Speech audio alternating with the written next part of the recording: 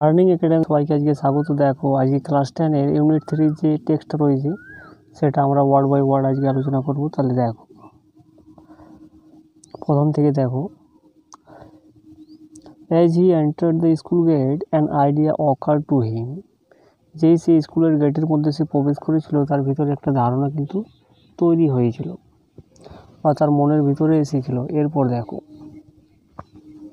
He would deliver the letter to the headmaster at the end of the day. সেই চিঠিটাকে deliver করেছিল কখন? At the end of the day he would deliver, অর্থাৎ সে দিনের শেষে ওই চিঠিটা কিন্তু হেডমাস্টারকে ডেলিভার করবে, সেটা এই ধারণাটা তার মনের ভিতরে এসেছিল। এরপর দেখো, there was a chance Samuel might do something during the course of the day to justify the letter.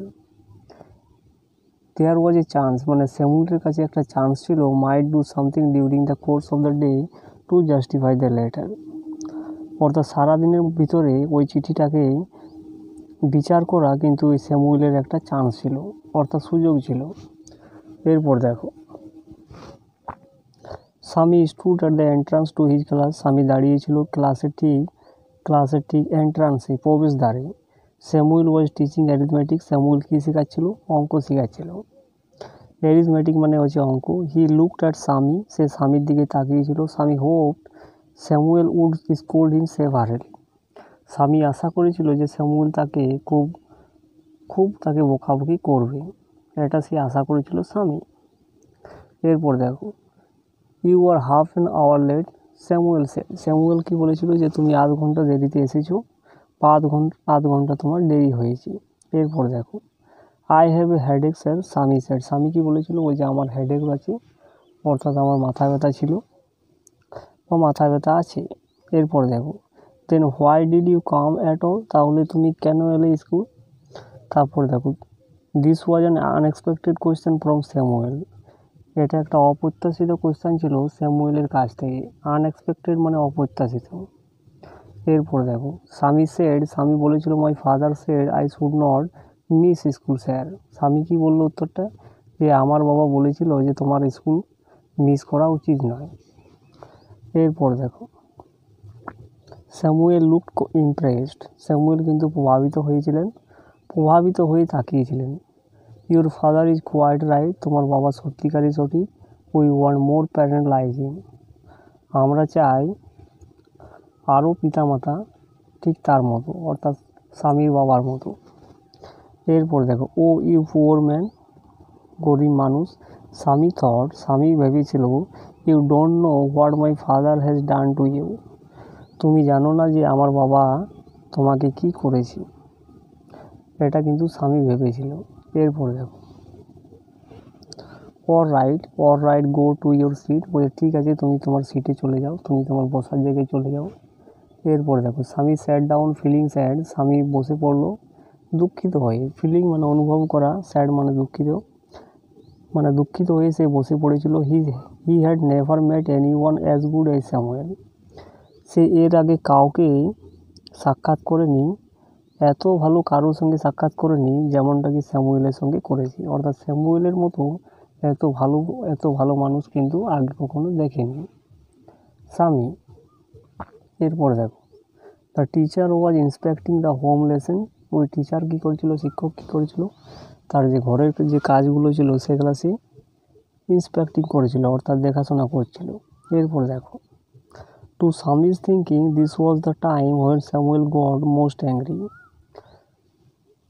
Two Swami's thinking, স্বামীর ভাবনা চিন্তা অনুসারে, দিস ওয়াজ দ্য টাইম, এই সময়টা ছিল, হোয়েন স্যামুয়েল গট অ্যাংরি।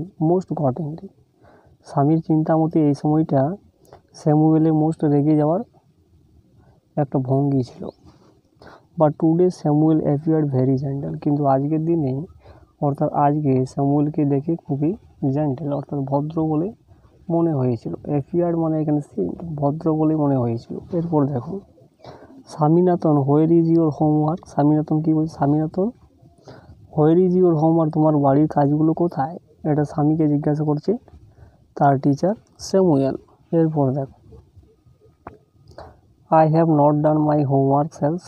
স্বামী বলেছিল আমি আমার বাড়ির কাজ করতে পারিনি। তখন কী বলছে? Why why headache ask Samuel, বলছে কেন মাথা ব্যথা, এটা স্যামুয়েল বলেছিল স্বামীকে। এরপর দেখো yes sir, all right sit down Samuel said, Samuel কী বলেছিল, ঠিক আছে বসে পড়ো। এরপর দেখো when the bell rang for the last period at 4:30, ঠিক যখন লাস্ট সব থেকে শেষের ঘন্টাটা যখন বেজে উঠেছিল 4:30টার সময়, স্বামী পিকড আপ হিজ বুকস, স্বামী তার বইগুলো তুলে নিয়েছিল, and ran to the headmaster room, এবং চলে গিয়েছিল ওই হেডমাস্টারের শ্রেণীকক্ষে বা হেডমাস্টারের রুমে।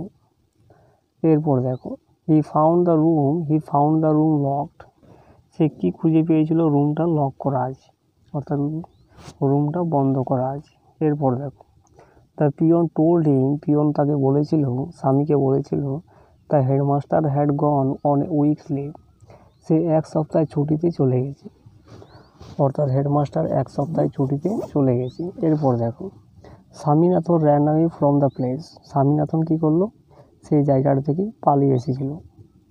As soon as he enter home with the letter, যেই মুহূর্তে সে প্রবেশ করেছিল চিঠিটা সঙ্গে নিয়ে, ফাদার সেড, বাবা বলেছিল, I knew you would not deliver it, আমি জানতাম যে চিঠিটা তুমি দিতে পারবে না বা ডেলিভার করতে পারবে না।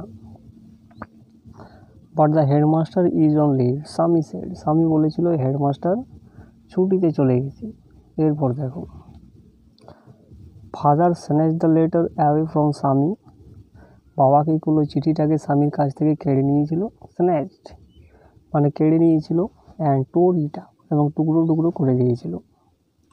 টোর আপ মানে এখানে টুকরো টুকরো করে দেওয়া, এটা ফার্স্ট ফর্মে দেওয়া আছে। এরপর দেখো don't ever come to me, বলছে তুমি কখনোই আমার কাছে আসবে না, ফর হেল্প অর্থাৎ সাহায্যের জন্য তুমি কখনোই আমার কাছে আসবে না, if Samuel scolds you again, যদি স্যামুয়েল তোমাকে আবার বকাবকি করে। You deserve your Samuel he shed,